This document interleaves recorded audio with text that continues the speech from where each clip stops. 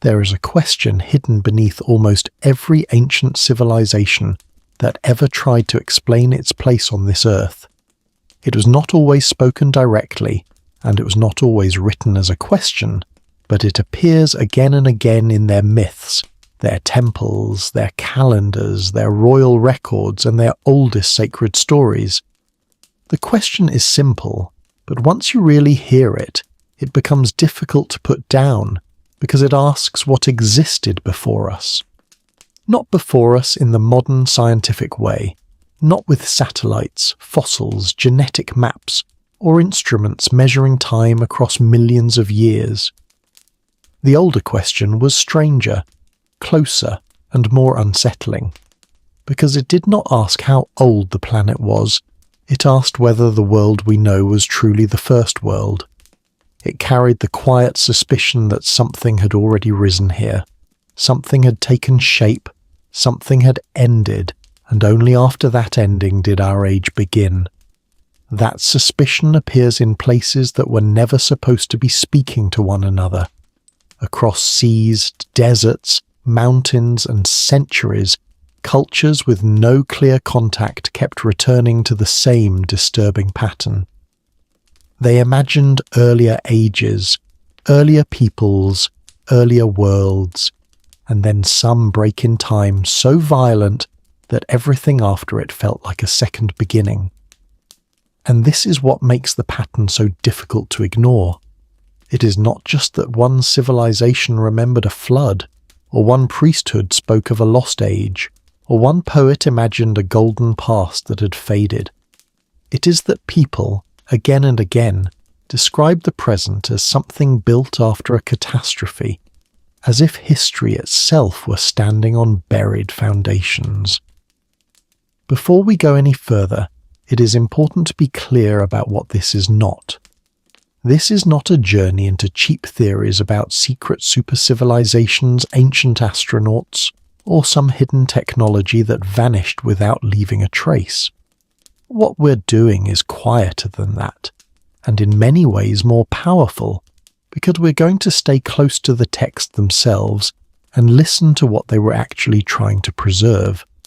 These stories were not written by people who were stupid, and they were not simply mistakes waiting for modern science to correct them.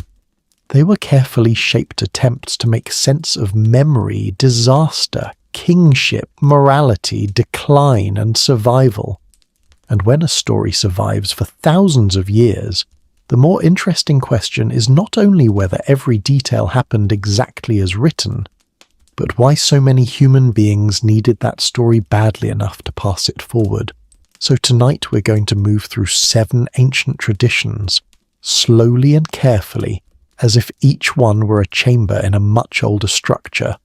We will begin in Sumer, with a king list that calmly places rulers before a flood, and gives them reign so impossibly long that they seem to belong to another order of time. Then we will move deeper into Mesopotamia, into the flood stories of Atrahasis and Gilgamesh, where the gods look down on a world that has become too crowded, too restless, and too loud. From there, we will cross into the Greek imagination, where history becomes a downward slope from gold to silver to bronze to iron, each age darker and more difficult than the one before it. We will enter the Hindu vision of the Yugas, where time does not simply move forward, but turns in immense cycles so large that ordinary history becomes almost invisible inside them. Then we will travel to Mesoamerica, where successive suns rise over successive worlds, and each world ends by a different force before the present one is allowed to stand.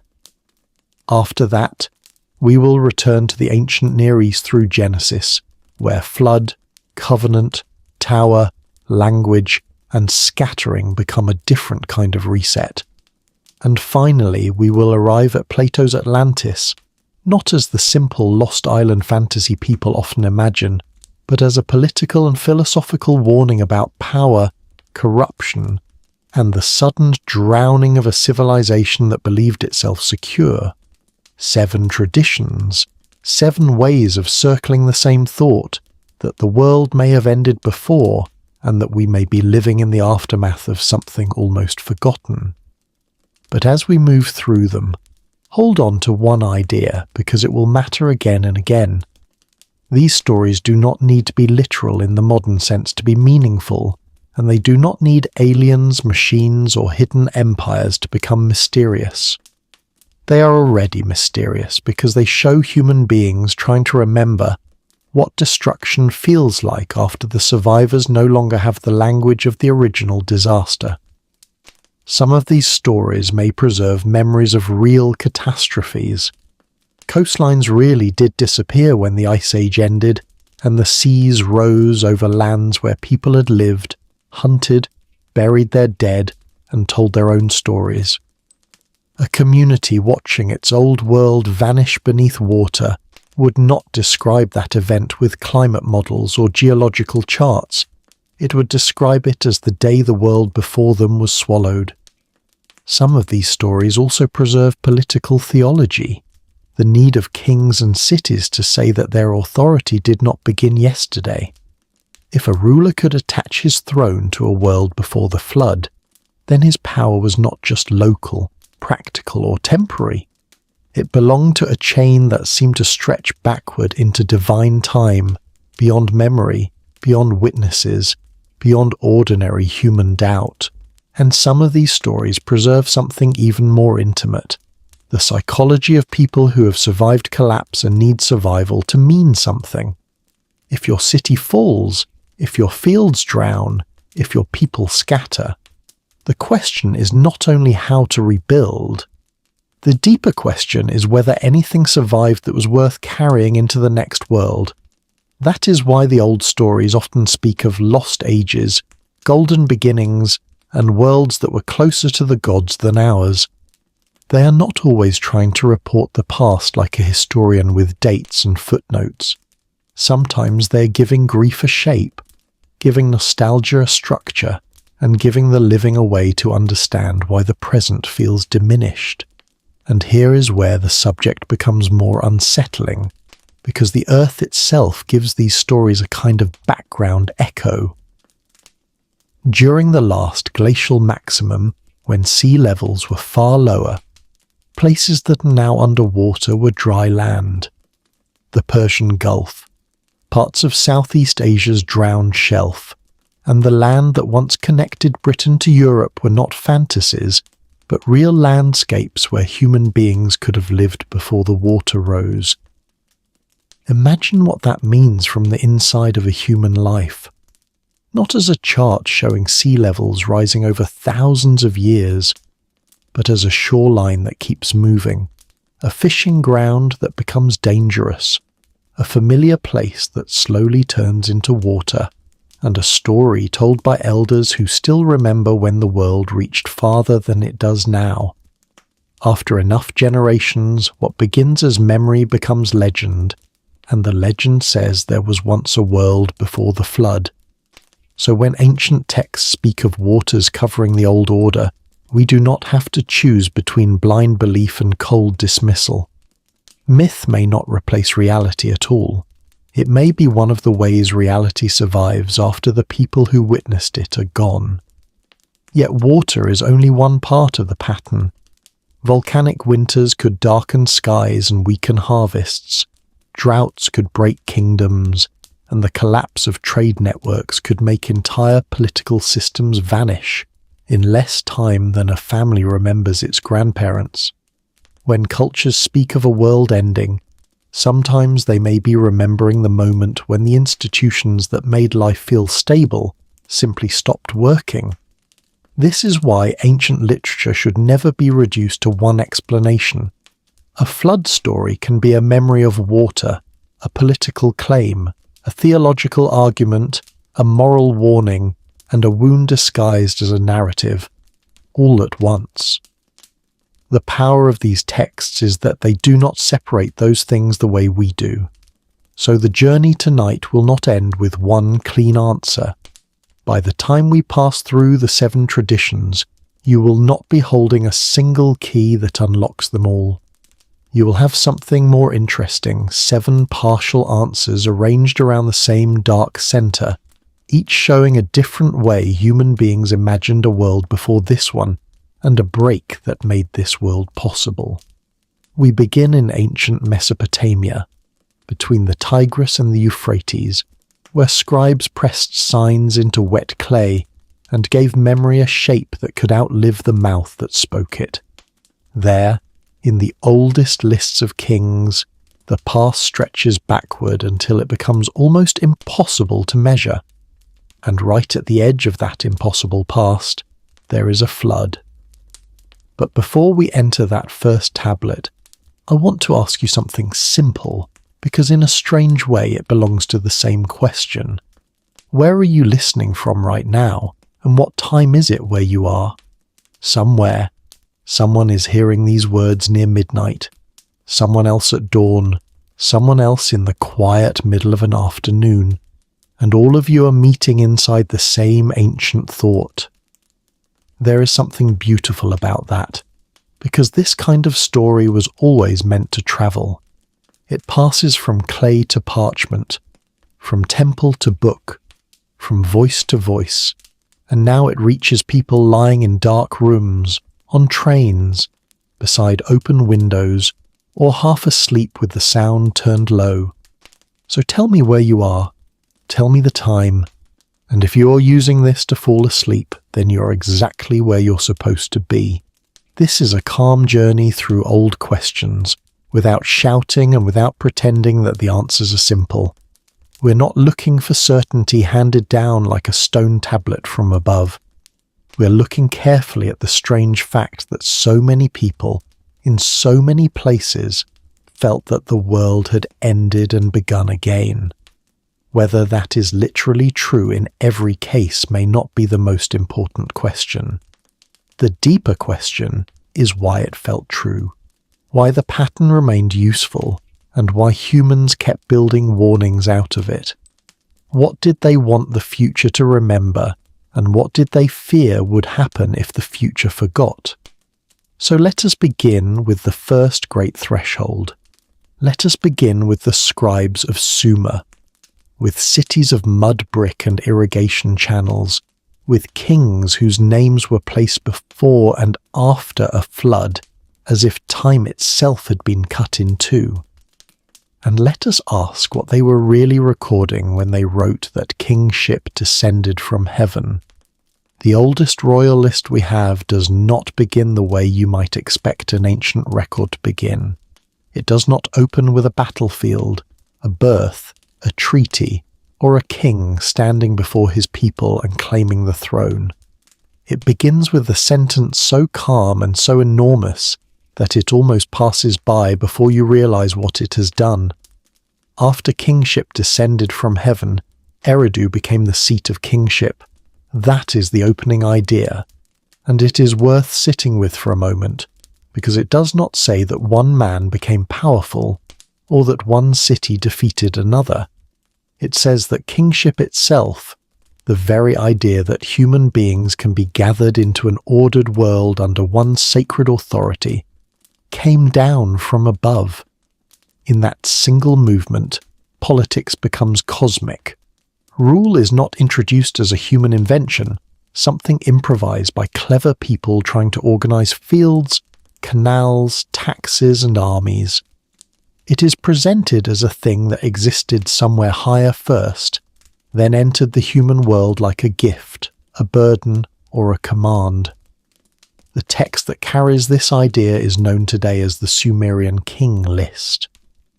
The versions we have were copied and shaped around the early 2nd millennium BCE, though the memories and older traditions behind them reach further back than the surviving tablets themselves.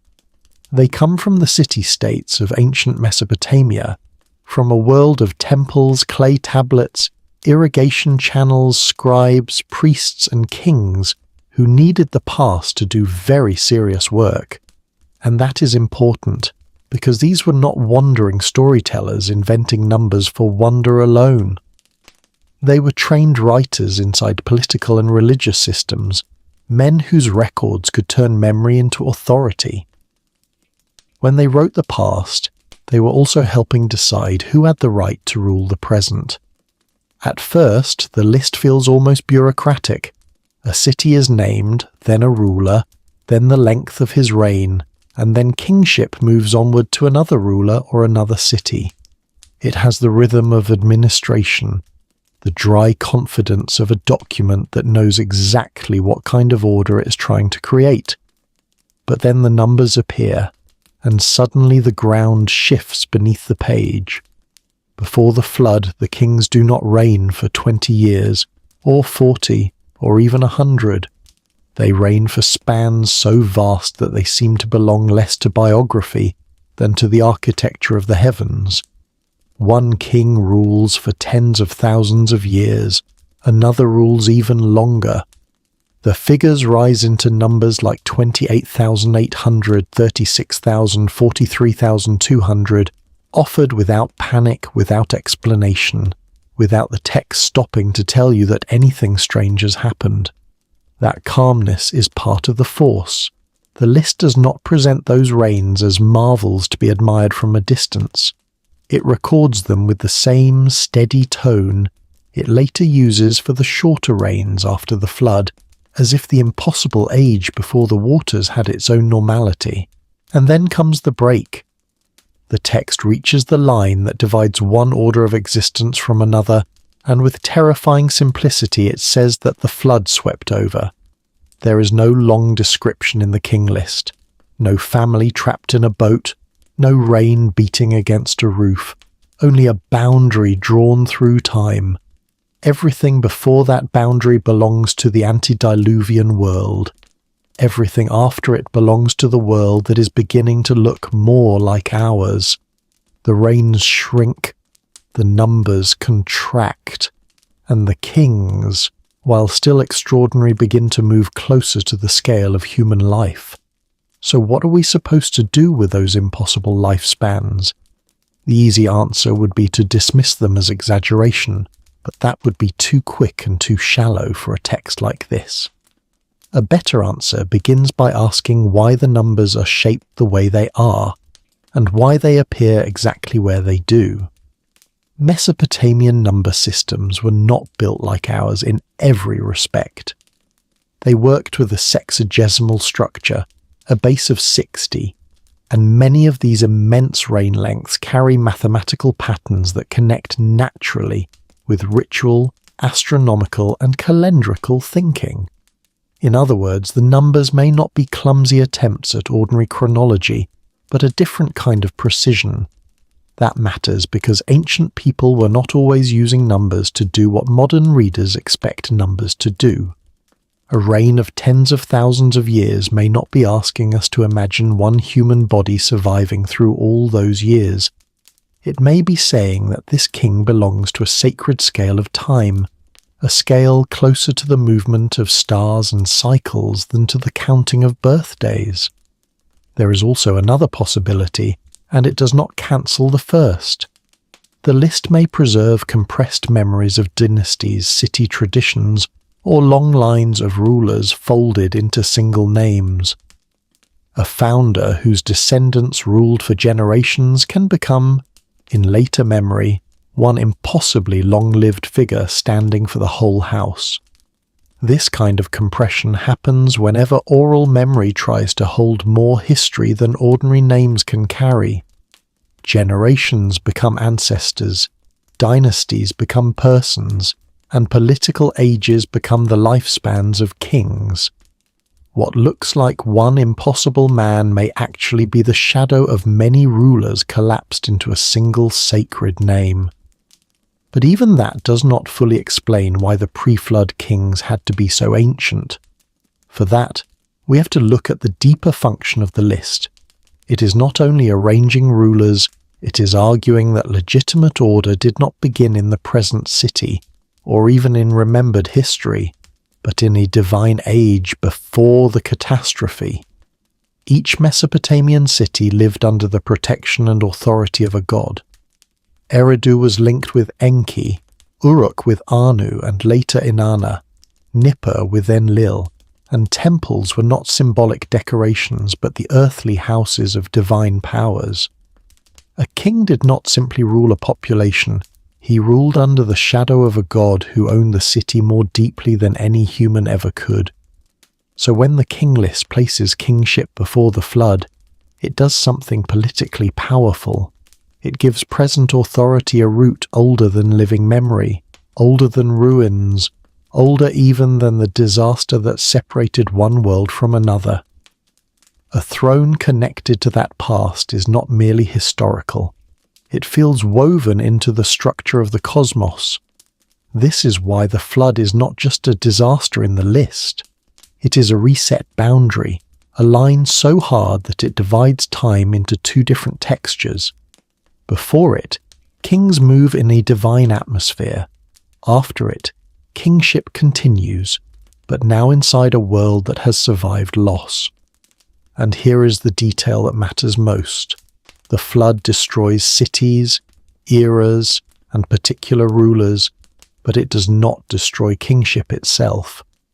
After the waters, the list resumes, and the institution continues, as if the divine mandate has crossed through the catastrophe and found a new place to land. That is the argument hiding beneath the record.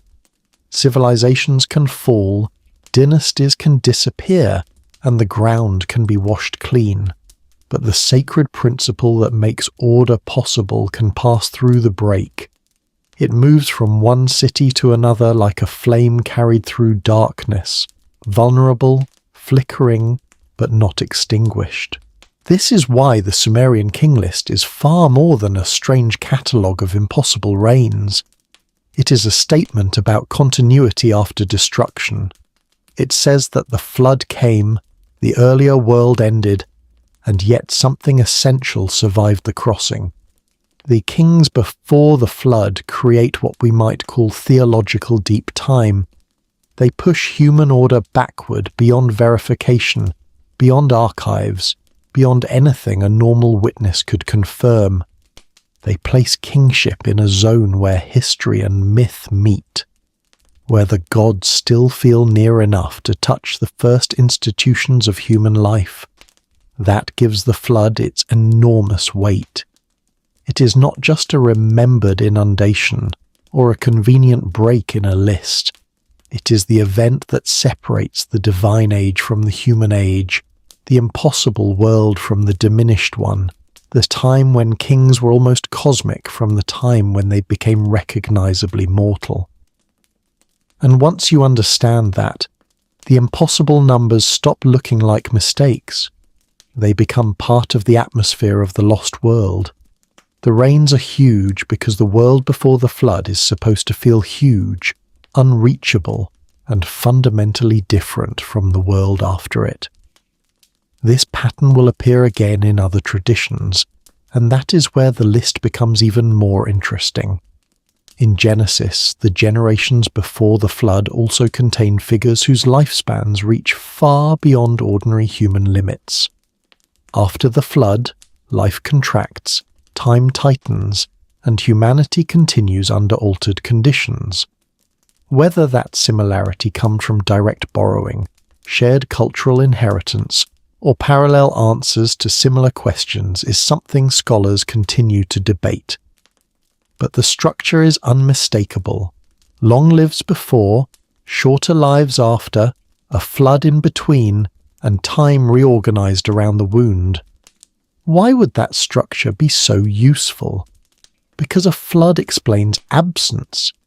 It explains why the earlier world is gone, why its witnesses cannot speak, why the gods seem more distant now, and why memory reaches a point where it suddenly becomes water. If a culture wants to place its origins in a sacred age, the flood gives that sacred age both grandeur and disappearance. It allows the past to be enormous without needing ordinary evidence for every part of it. The waters become the reason the old world cannot be fully recovered. But there is a deeper question still waiting under the tablet. Why does authority need to reach so far back? Why is a functioning city, a successful king, a working system of law, trade, fields and canals not enough to justify itself? The answer may be that every civilization knows, somewhere beneath its confidence, that it is fragile. It knows that walls crack, harvests fail, rivers change course, and names that once sounded permanent can be forgotten. So it reaches backward into the oldest story it can imagine, looking for proof that something has already survived one ending. That is what the Sumerian scribes seem to be doing. They are not only saying who ruled before whom, they are asking what survives when the world breaks, and their answer is that kingship, order, divine sanction, and the memory of a beginning can pass through catastrophe. There is something almost heartbreaking in that. A scribe pressing signs into wet clay is not only preserving the prestige of a king, he is trying to give the present a spine strong enough to stand against the knowledge that previous worlds have vanished. And when you hold that thought for a moment, the King List stops feeling distant. It becomes a human document in the deepest sense, a record made by people who knew that their cities could fall and wanted the future to understand that they had inherited something ancient. They did not know who would come after them, but they wrote as if someone would. The King List gives us the flood as a line in a royal order, before and after, Old World and New World. But Mesopotamia did not leave the flood there, locked inside a sequence of kings and reigns. It also told the story from inside the catastrophe itself, where the reset was not a line on a tablet, but a storm, a boat, a frightened household, and a man listening to a god through a wall. One of the earliest and most unsettling ways Mesopotamia told that story is preserved in the Akkadian poem we call Atrahasis. Here, the flood is no longer a boundary inside a royal document, and it is no longer just the moment that divides ancient kings from later kings. It becomes something you can almost hear, beginning not with rain, but with work. The gods in this story are not distant, silent abstractions floating above the world without effort. They have hierarchy, tension, fatigue, and even something like labor politics. At the beginning, the lower-ranking gods are forced to carry the exhausting work of creation, digging canals, maintaining the ordered world, and enduring a burden that eventually becomes too much. They rebel because they are tired. They gather against Enlil, the great god of air and authority, and the divine order itself begins to tremble under the pressure of its own workforce. The solution is chilling because it is so practical. Create another being to carry the labor instead. That is where humanity enters the poem. Humans are not made first as kings of creation, or as beloved children, or as wandering seekers of wisdom. They are made to work, to dig, to serve, to take the weight of the earth onto their back so the lesser gods can finally rest. At first, the plan works. The canals are dug, the fields are managed, and the machinery of the world continues with human hands doing what divine hands no longer want to do. But then the very success of humanity becomes the next problem. Humans multiply. Their settlements expand, their voices rise, their work spreads across the land, and the poem describes their presence as noise. Not just sound in the ordinary sense, but a pressure, a disturbance, a swelling human presence that reaches the ears of the gods and makes divine sleep impossible. That detail is one of the strangest and most revealing parts of Atrahasis. The gods do not decide to destroy humanity because humans are purely evil, and they do not begin with a grand moral indictment. The first unbearable thing about us is that we become too many, too active, too loud to ignore. So Enlil tries to reduce the noise without ending everything at once. He sends plague, and the people suffer until Atrahasis, warned by Enki, learns how to survive the divine pressure. When plague is not enough, drought and famine follow, each disaster tightening the world around human life. Each time Enki quietly interferes. He does not openly overthrow the council of the gods, but he bends the rules, whispers guidance, and gives Atrahasis the knowledge needed to keep life from disappearing. What kind of world is this, where humanity survives not because the gods agree to save it, but because one god keeps finding loopholes in the machinery of destruction? Eventually, Enlil chooses the final measure. If disease, drought, and famine cannot silence humanity permanently, then water will do what the smaller punishments could not. A flood will come, not to discipline the world, but to erase it. The gods swear secrecy. No one is supposed to warn the humans, no one is supposed to break the divine decision, and Atrahasis is supposed to meet the same end as everyone else. But Enki, bound by oath and compassion at the same time, finds a way to speak without technically speaking to the man. He addresses the wall of Atrahasis's house. The line is famous because it feels almost like a legal trick wrapped in sacred poetry. A god speaking to reeds and clay while the human target listens from the other side. The message is clear, even if the method is indirect. Dismantle your house, build a boat, seal it, gather life, and prepare for water. There is something deeply cinematic in that moment.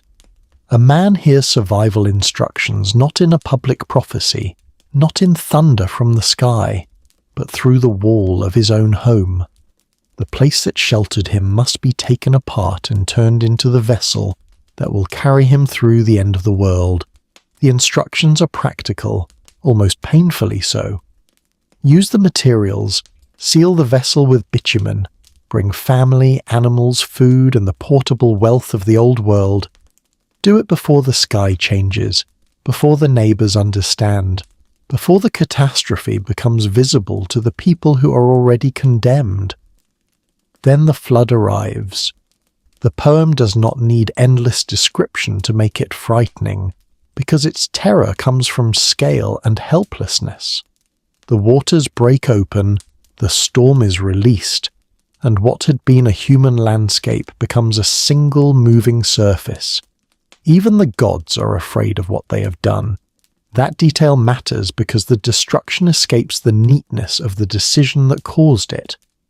The divine council wanted silence, but once the flood begins, it becomes something larger than policy, larger than punishment, larger than anyone's ability to feel clean about it.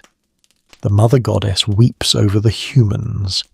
The gods grow hungry because the offerings have stopped, and the temples no longer send up food, smoke, and ritual attention. In destroying the humans, they have also broken the system that fed their own world. When the waters recede and Atrahasis offers sacrifice, the gods gather around the smoke. The image is humiliating and powerful because it shows that divine order and human life were more intertwined than Enlil wanted to admit.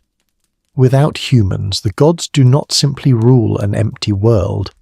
They lose the very exchange that made their rule meaningful.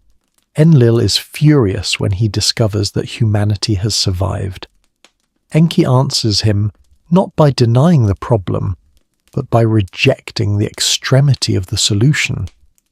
Yes, humans can multiply beyond balance, but total destruction was not the only answer. The compromise that follows is darker than a happy ending. The gods do not restore the world exactly as it was before the flood. They install limits, shorter lives, interrupted fertility, barrenness, death, and losses that will keep human numbers within bounds. This is the reset in Atrahasis. Not simply water destroying a population, but catastrophe producing a new human condition. The suffering built into life after the flood becomes, in the story's logic, part of a negotiated settlement between divine patience and human expansion. That is why the poem can feel so uncomfortable even now. It explains grief, infertility, infant death, aging, and mortality as pieces of a cosmic arrangement after a near-total disaster. It does not make those things gentle, but it gives them a place inside a story where life continues only because limits were imposed. Centuries later, the flood returns in another Mesopotamian masterpiece, but there it performs a different function. In the Epic of Gilgamesh, the flood is not the main story at first. It appears as a memory told to a king who is terrified by death. Gilgamesh has watched his friend Enkidu die, and that death breaks something inside him. The strongest king in Uruk suddenly understands that strength cannot protect him from the same ending. So he goes searching for the one man who crossed the boundary every human fears, Utnapishtim, the survivor who was granted immortality. When Gilgamesh reaches him, exhausted from the journey beyond ordinary human space, Utnapishtim does not hand him a simple secret. He tells him a story, and the story is the flood. The broad structure is familiar from Atrahasis. The gods decide to send a flood. Ea, another name for Enki, warns the chosen man through the wall of his house, and a boat is built to preserve life. Yet the mood is different, because here the flood is being used to answer one man's desperate question about whether death can be escaped. The boat in Gilgamesh is described with striking precision. Its proportions, decks, compartments, ceiling, cargo, craftsmen, family, animals, and the seed of living things all become part of a vast project carried out before the waters arrive. This is not only survival by faith, it is survival by construction, secrecy, timing, and obedience to a warning almost no one else can hear. The flood itself is terrifying enough to make the gods recoil. The storm darkens the world, the waters rise, and the divine powers who unleashed it crouch in fear before the force of their own decree. What does it mean when even the gods are frightened by the catastrophe they chose? After days of destruction, the boat rests on a mountain. Utnapishtim waits, then sends out birds to test the world beyond the vessel. The dove returns, the swallow returns, and finally the raven does not, because the land has begun to reappear. That sequence is quiet, but it carries enormous emotional weight. The entire question of whether the world still exists is placed on the behavior of a bird. No trumpet announces survival. No voice declares the earth restored. There is only the anxious waiting of a man inside a sealed vessel, reading the future through wings. Then comes sacrifice again. Utnapishtim offers, the gods gather, and Enlil is angered by the survival of those he meant to erase. Ea rebukes him, insisting that punishment could have taken smaller forms, that lions, wolves, famine, or plague could have reduced humanity without drowning the world. But Gilgamesh changes the meaning of the ending. Utnapishtim and his wife are made immortal and placed far away, beyond the ordinary reach of human life. They are survivors, but more than that, they are exceptions, removed from the condition everyone else must bear. For Gilgamesh, this is devastating. The flood survivor does not prove that immortality is available to anyone determined enough to chase it. He proves the opposite, that full escape from death happened once, by divine decision, and cannot simply be seized by a grieving king. So the flood in Gilgamesh becomes a boundary around human longing. It says that the great reset already happened, that the door through which Utnapishtim passed is closed, and that wisdom will not come from breaking mortality. It will come painfully from accepting the life that remains inside its limits. Behind both Atrahasis and Gilgamesh is a landscape where floods were not abstract symbols. Southern Mesopotamia was a low, flat world shaped by rivers that could nourish one year and destroy the next. The Tigris and Euphrates could shift, overflow, drown fields, cut channels, and leave thick layers of clay where people had once lived. Archaeologists have found flood deposits in ancient cities of the region. These are not proof of one universal deluge, and careful scholars do not treat them that way. But they do show that the people who told these stories lived with water as a force that could interrupt history. The lower river world was unstable by nature. Channels moved, marshes expanded, coastlines changed, and the meeting place of river and sea could shift over generations. To people living there, the difference between land and water was not always permanent. This is the ground from which the flood stories rise, not necessarily from one single event remembered perfectly, but from repeated encounters with inundation, loss, and recovery. A city survives one flood, another does not, and over time the memory thickens until it can carry the weight of a world-ending story. That is how mythology can preserve reality without preserving it literally. It gathers many disasters into one great image. It says not merely that water once rose, but that water is the form chaos takes when the world's boundaries fail. And this is the deeper link between the Mesopotamian flood stories. In both, the catastrophe is not random. It arrives because a system has gone out of balance, because humans have multiplied beyond their assigned place, because the relationship between gods and people has become impossible to maintain as it was. After the flood, the world does not return to innocence. It continues under new restrictions with shorter lives, sharper boundaries, and the knowledge that survival has a cost. The reset does not restore the original world. It creates the damaged world that humans must now inhabit. This is why these stories matter beyond their details. They are not only ancient disaster scenes with boats and birds. They are explanations for why life feels constrained, why death is unavoidable, why the divine world seems farther away than it once did. And as we leave Mesopotamia, that pattern will follow us. An age grows too full, too violent, too proud, or too distant from the order that once held it together. Then comes the break. And after the break, humanity continues, smaller than before, living in the shadow of a world it can no longer enter. The Greeks will imagine that shadow differently. They will not always place the reset in one flood or one boat, but in the slow darkening of time itself. And if Mesopotamia asked what happens when the world becomes too loud for the gods, Greece will ask what happens when each age is born weaker than the one before it.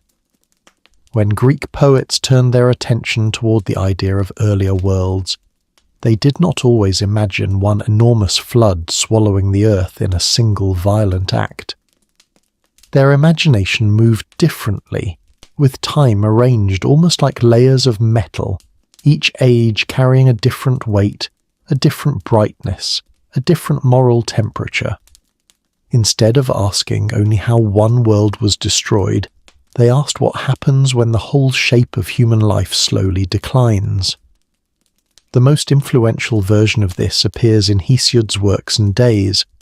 Hesiod is not writing like a priest recording a temple genealogy, and he is not writing like a Mesopotamian scribe placing kings before and after a flood.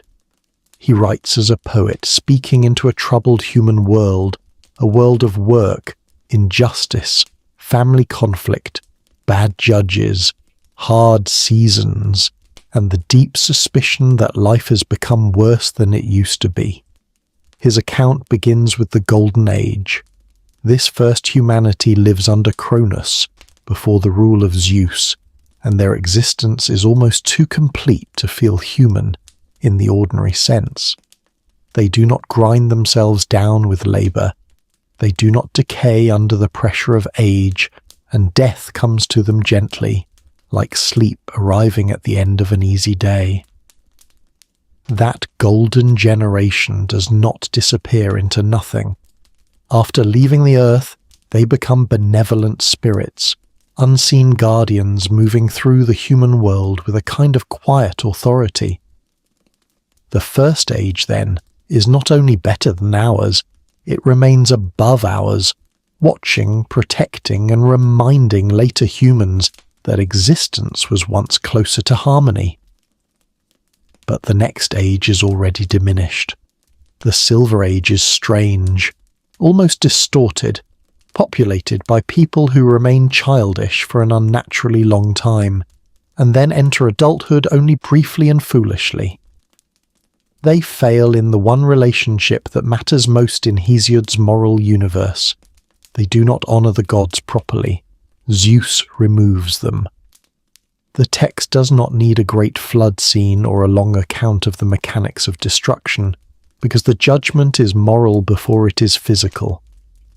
A generation that cannot mature, cannot worship, and cannot keep the bond between heaven and earth is simply not allowed to continue. Then comes the Bronze Age, and the mood hardens. These are not gentle farmers, not childish giants, not luminous ancestors, but men of violence, strength, and war. Their tools, their houses, and almost their inner nature seem fused with bronze, as if the material of weapons has entered the human heart. They destroy themselves. That is the terrible simplicity of the Bronze Age, because the gods do not need to drown them when their own nature is already a kind of catastrophe. A world organized around violence eventually becomes the weapon that kills it. And then Hesiod does something unexpected. He interrupts the decline with the heroic age, the age of those who fought at Thebes and Troy, figures who are later than the Bronze race but somehow nobler. The pattern bends, and for a moment the descent is not smooth, because human greatness flickers again inside a world already moving downward. Some of these heroes die in war, but others are taken to the Isles of the Blessed. There, at the edge of the world, they live under a restored form of Cronus's rule, almost like a small echo of the Golden Age hidden inside the ruins of decline. It is not a complete renewal, but it is enough to complicate the darkness. Only after this does Hesiod arrive at his own age, the Iron Age. This is the world of toil, anxiety, corruption, and moral exhaustion, the age in which justice still exists but must fight to be heard. It is also the age Hesiod believes he is living in, which makes the myth feel less like distant cosmology and more like a diagnosis of the present. In the Iron Age, children are born into difficulty.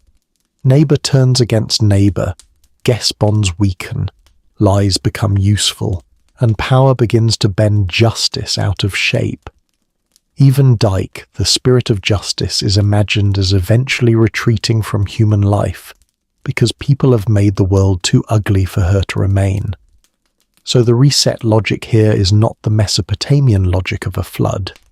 It is not water rising over a noisy humanity, and it is not a boat carrying selected life through the storm.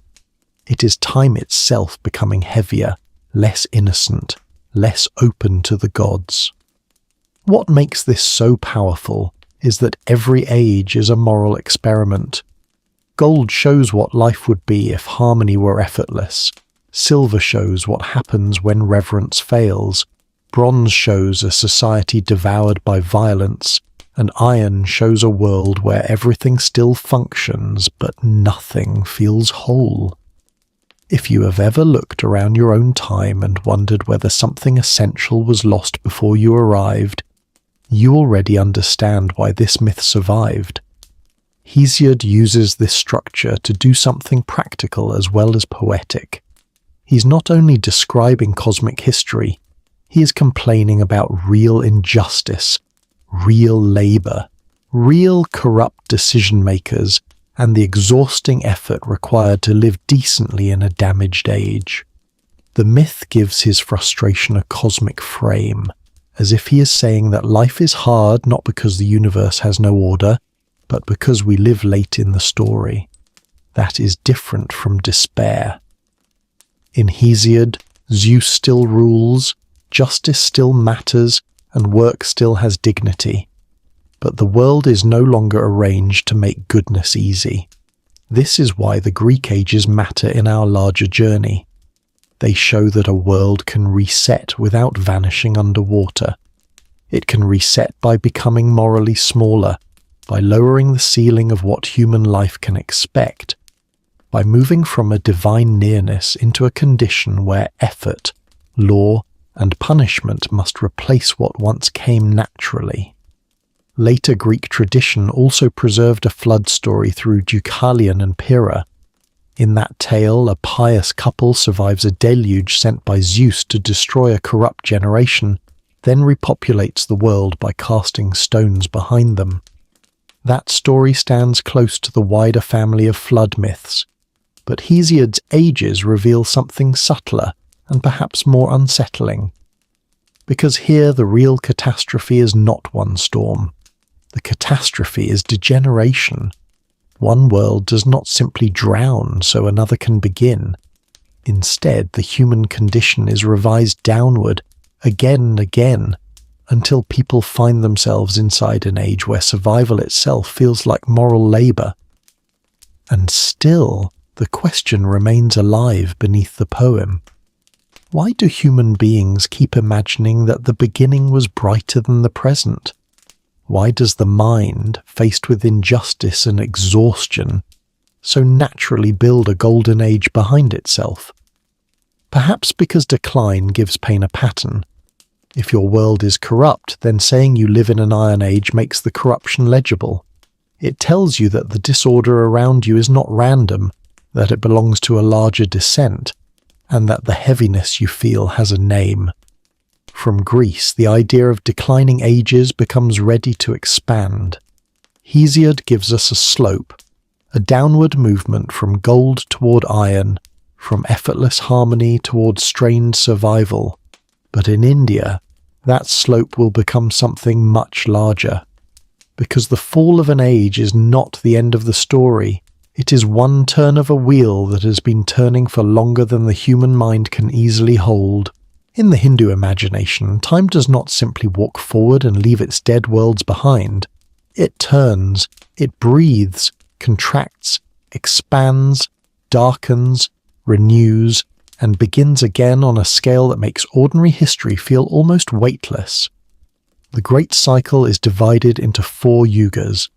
Satya, or Krita Yuga, comes first, followed by Treta, then Dvapara, and finally Kali, the age of quarrel, confusion, and spiritual forgetfulness. Each age has its own moral climate, as if time itself were not empty space but weather passing through the soul of the world. The image often used to explain this is simple and unforgettable. Dharma, the order that holds truth, duty, righteousness, and the right pattern of things together, is pictured as a cow standing on 4 legs. In the first age, all 4 legs stand firm and the world is balanced. Satya Yuga is the age of fullness. Human beings live long, truth is natural, spiritual discipline is strong, and the distance between gods, sages, and humans feels thin. The world has not yet become tangled in the noise and compromise that define later ages. Then, one leg lifts. Treta Yuga begins, and although goodness remains powerful, it is no longer complete. Ritual expands, kingship becomes more defined, hierarchy takes shape, and the world is still luminous but already marked by conflict, pride, exile, and the need for restoration. In Dvapara Yuga, Dharma stands on only 2 legs. The balance is halved, confusion deepens, disease spreads more easily, and human life becomes shorter, more conflicted, and more divided. The great war of the Mahabharata is placed at the edge of this age, as if the age itself ends by revealing the full cost of tangled duty and human ambition. Then comes Kali Yuga. Dharma stands on 1 leg, unstable and exposed, while hypocrisy, anger, greed, spiritual laziness, and social disorder become part of the ordinary atmosphere. Many traditions suggest that this is the age we inhabit now, which gives the ancient cycle a disturbing intimacy. The similarity to Hesiod is obvious at first. Both systems imagine a movement from brightness toward darkness, from moral fullness toward fragmentation. But the difference is crucial, because in the Yuga system, decline is not a one-way fall into permanent ruin. When Kali Yuga exhausts itself, the cycle begins again. A new Satya Yuga comes, Dharma is restored, and the cow stands once more on all four legs. The reset is not a rare exception, not a single flood or a unique judgment, but part of the pulse of reality itself. This is why the numbers attached to the Yugas become so vast. In one familiar reckoning, Kali Yuga lasts 432,000 years, while the earlier ages extend even longer in proportional sequence. A full cycle stretches into millions of years, and thousands of such cycles belong to the days and nights of Brahma. To a modern listener, those numbers can feel like a strange ancient anticipation of cosmic time, but inside the tradition, they do not function like a scientific timetable waiting to be verified against a telescope. They function as a language of immensity, telling the mind to stretch until kingdoms, empires, and even civilizations feel brief. The point is not simply to calculate an ending. The point is to make human arrogance smaller.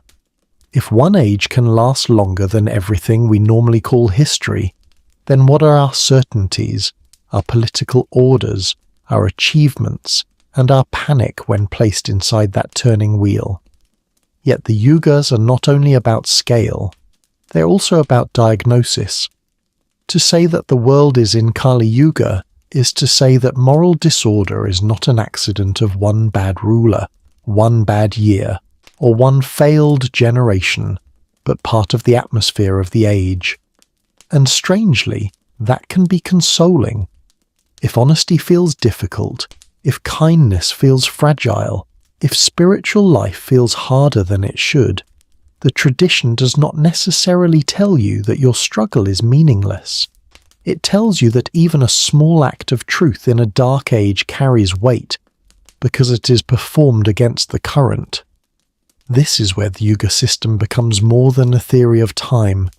It becomes a way of living inside decline without believing that decline is final. The world may darken, but darkness is not the last word if the wheel is still turning. What ends an age in this vision is not always one visible catastrophe. Floods, fires, droughts, and wars can appear as signs of breakdown, but the deeper ending is ethical exhaustion. The thread that holds humans, gods, nature, and duty together becomes thin until the world can no longer hold its shape. Then comes dissolution and renewal. The universe may be imagined as entering pralaya, a period of withdrawal, sleep, or unmaking, before form returns again.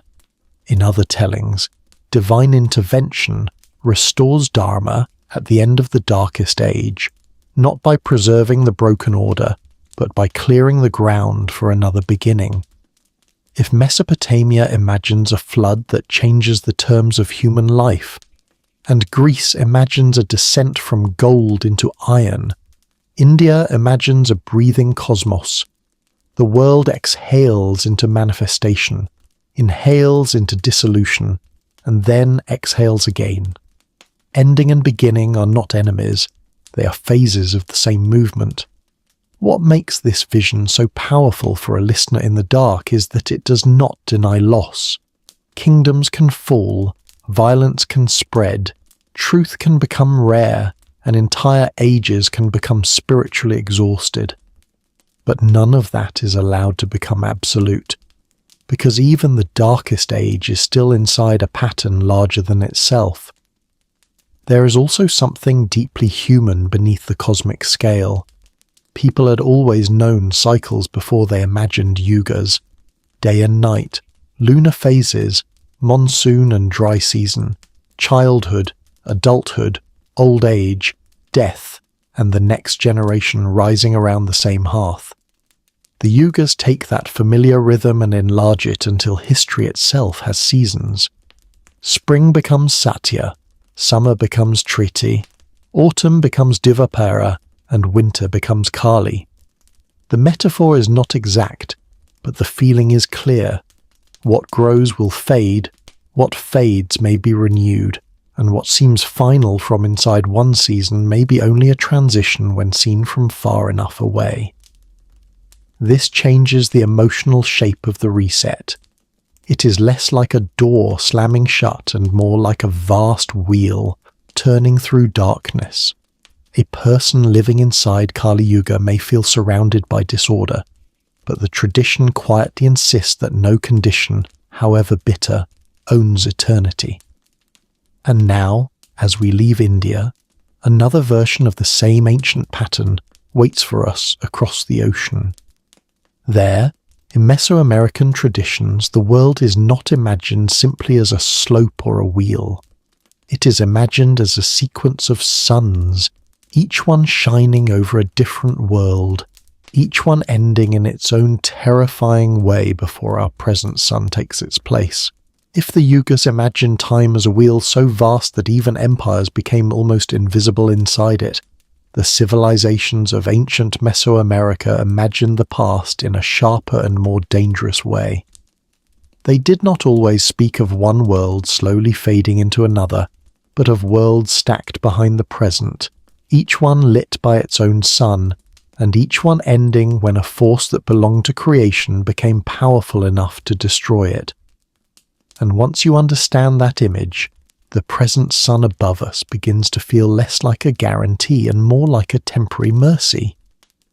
Here we have to move carefully, because Mesoamerica was never one single voice. It was a wide and complex world of peoples, languages, calendars, temples, cities, and sacred histories, and no one version can speak for all of it. But in several traditions, especially in later Central Mexican sources, a haunting idea returns again and again. This world is not the first attempt. Before the present age there were other suns. Under each sun a world existed for a time, filled with beings who lived, worked, failed, changed, and vanished. Then something happened, and the world beneath that sun was no longer fit to continue. In one version, an age ends with jaguars devouring the people. In another, wind tears through the world with such force that the survivors are transformed. Another world ends by fire, another by water, and the present age waits under the threat of earthquake, as if the ground itself still holds the final answer. What makes these stories so powerful is that their catastrophes are not abstract. Jaguars, storm winds, fire, floods, and shaking earth were not distant symbols for people living in landscapes shaped by predators, hurricanes, volcanoes, rain, drought, and seismic violence. They were the known ways the world could suddenly stop feeling stable. So when a story says that one world ended by wind, it does not have to mean that one single storm destroyed every living thing on Earth. It can mean that wind was remembered as the force that took roofs, crops, safety, and breath, until the memory became large enough to carry an age. Is that not how human memory often works, turning repeated fear into one great story that finally has a shape? The Popol Vuh, from the Quiche Maya tradition, gives this same logic a different form. There, creation happens through attempts, and humanity is not made perfectly on the first try. The gods fashion beings from mud, then from wood, and each version fails in a different way before the humans made from maize finally become capable of memory, speech, gratitude, and sacred relationship. That detail matters because the problem is not only physical weakness. The failed beings do not properly remember their makers, do not speak the right relation back to the divine, and do not take their place inside the order of the world. Creation is not complete simply because something walks upright. It is complete only when that being can remember, answer, and participate. In these traditions, then, a world does not end only because nature turns violent. It ends when relationship fails, when humans and gods, earth and ritual, memory and obligation fall out of alignment. The catastrophe is visible in wind, water, fire, or beasts, but the deeper break is in the fabric that holds the world together. This is why ritual becomes so important. If the world has ended before, then the present world must be maintained, not assumed. Fire must be renewed, offerings must be given, calendars must be turned, and the fragile agreement between gods and humans must be kept alive by repeated acts. The new fire ceremony captures this feeling with extraordinary force. At the closing of a cycle, old fires were extinguished, people waited in darkness, and the future of the world was ritually placed in suspense. Only when the new flame was kindled could ordinary life begin again, as if every household received time itself back from the edge of disappearance. This is not resignation. It is maintenance. It says that the world continues not because continuation is automatic, but because humans live as if their actions matter to the stability of the sun. And beneath the myth, we can see the historical pressure. Agricultural societies depending on rainfall, harvest timing, political order, and ritual authority knew that a drought, an eruption, a failed season, or a broken dynasty could change everything. A world did not have to vanish completely for the people inside it to feel that one sun had ended and another had begun. That is the Mesoamerican contribution to the pattern. It shows us that a reset can be ecological, ritual, political, and cosmic at the same time. It is a way of saying that we live under a sun that was not always here, and if we stop tending the order beneath it, there is no promise that it will remain. When we move from Mesoamerica to Genesis, the language changes, but the unease remains. Once again, the world is not treated as something permanently secure. Once again, water rises, humanity begins again, and memory is forced to pass through a narrow opening. In Genesis, the flood is framed above all as moral judgment. The earth is filled with violence, corruption has spread through human life, and the world has become unfit to continue in its present form.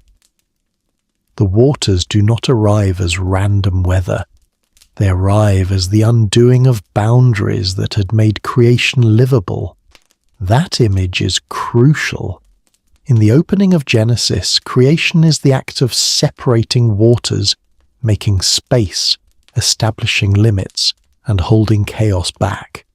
During the flood, those restraints are loosened, and for a terrible span of time, the world begins to return toward the watery disorder from which it had been drawn.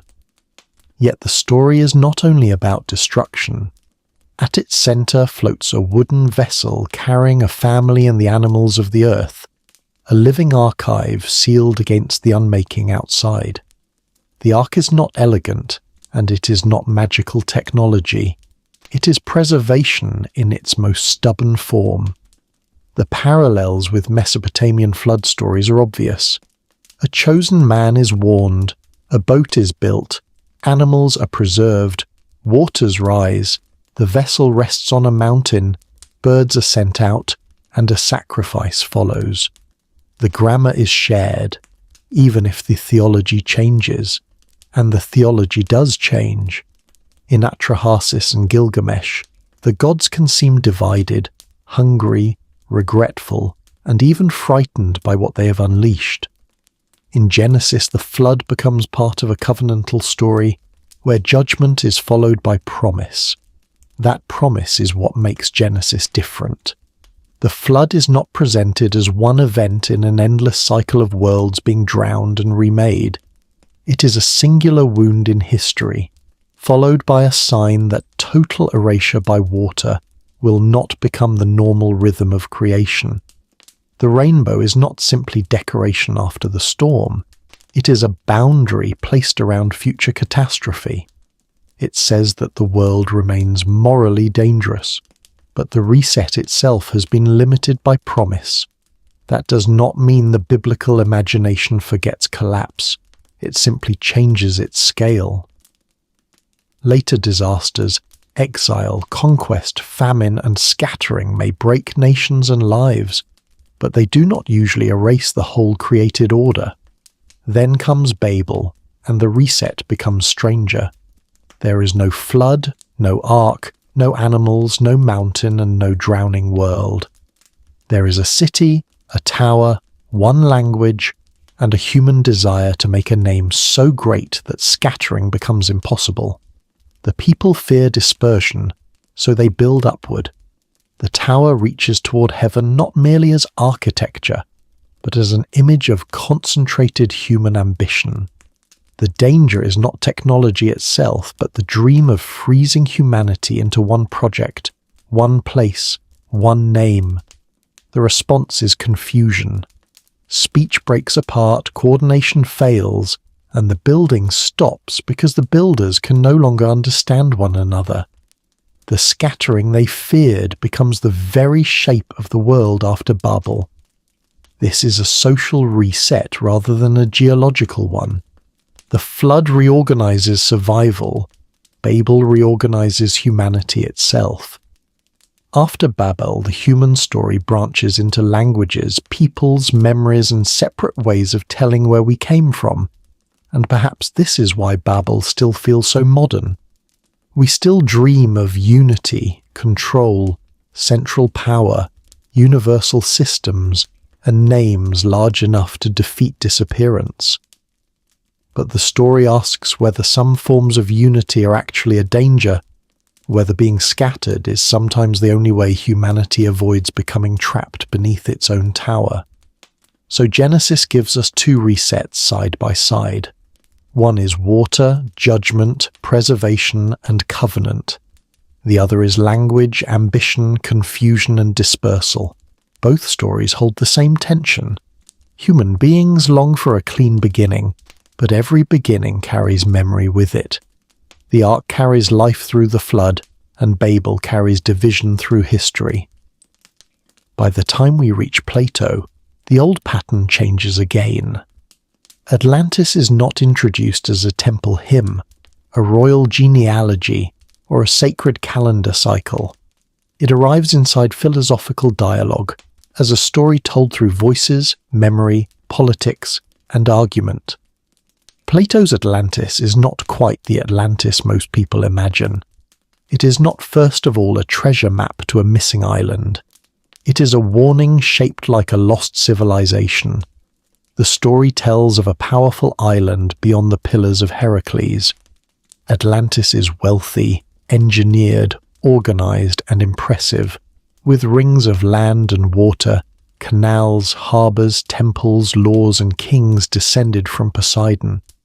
At first, its people possess balance, moderation, and a divine portion in their nature. But slowly, that divine portion thins.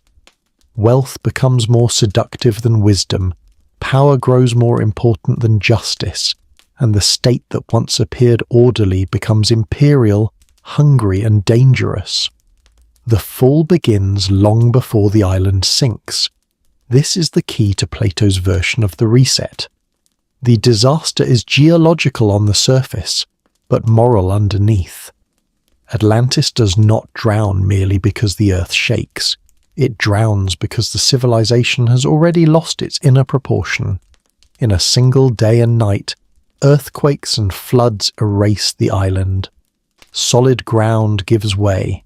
The sea takes what human pride had built, and the great power becomes mud, memory, and warning. The image is simple, but the accusation behind it is severe. Most scholars treat Atlantis as a philosophical myth, rather than a straightforward historical record. Plato's the first known source, and later traditions depend on him. No independent evidence has confirmed a vast ringed island empire exactly as he describes it. But that does not make the story empty. Plato lived in a Mediterranean world where earthquakes, sea disasters, volcanic eruptions, and political collapse were real. He had more than enough raw material to imagine a civilization swallowed by the consequences of imbalance. And he also had Athens. His own city had known glory, empire, war, plague, overreach, defeat, and the bitter aftertaste of political failure. Atlantis may be far away in the story, but its warning reflects back toward every powerful city that begins to confuse success with virtue. This is why Atlantis belongs with the other reset traditions, even though the scale is different. The whole Earth does not end, and humanity is not remade from one surviving family. Instead, one magnificent civilization is removed from history so completely that it becomes a lesson about what happens when power forgets restraint. Looking back across all 7 traditions, the pattern becomes clearer. Sumer gives us kingship passing through the flood. Mesopotamia gives us boats and divine regret. Greece gives us ages of decline. India gives us cosmic cycles. Mesoamerica gives us successive suns. Genesis gives us judgment and scattering, and Plato gives us a drowned civilization as political warning. None of them say the same thing in exactly the same way, but all of them circle the same fear. The present is not guaranteed. The world we know may be recent, fragile, provisional, and built over something broken. Whether the break is water, fire, moral decay, divine judgment, political arrogance, or the slow exhaustion of an age, the old stories keep insisting that order can fail, and perhaps that is why they still hold us. We do not need to believe in hidden machines, vanished superpowers, or secret maps to feel the force of them. We only need to look honestly at the earth, at history, and at ourselves. Coastlines have drowned. Cities have burned, languages have vanished, empires have believed they were permanent and then become names in books. The ancient stories remembered this in the language available to them. They turned flood into boundary, fire into judgment, lost ages into moral diagnosis, and drowned islands into warnings. Their question was not only what came before us, but what kind of people survive after the world they trusted is gone? And that question is still ours. We also speak of collapse, climate, war, decline, corruption, lost golden ages, and the fantasy of beginning again somewhere cleaner. We're not so different from the scribes, poets, priests, and philosophers who try to understand why every human order feels both impressive and breakable. Maybe that is the real reason these stories repeat. They're not just about the end of ancient worlds. They're about the feeling that every civilization carries quietly inside itself, the knowledge that it is building against time, water, fire, pride, memory, and forgetting. So if you are listening in the dark, somewhere in your own corner of the present world, let that thought settle gently rather than frighten you. Human beings have always lived after endings, and they have always tried to carry something through. A name, a law, a prayer, a seed, a story, a warning, a flame. And perhaps that is what we inherit most of all. Not certainty, not a perfect record of what came before, and not a final answer to why the world keeps imagining its own reset. We inherit the stories, and inside them, the quiet instruction to pay attention before the next boundary appears. If this journey carried you somewhere older and stranger than where you began, you can leave a like, subscribe for more slow journeys into ancient texts, and tell me where you are listening from tonight. Because somewhere, in another time zone, under the same fragile sky, Someone else is hearing the same old question. What came before us? What survived it? And what will be remembered after us?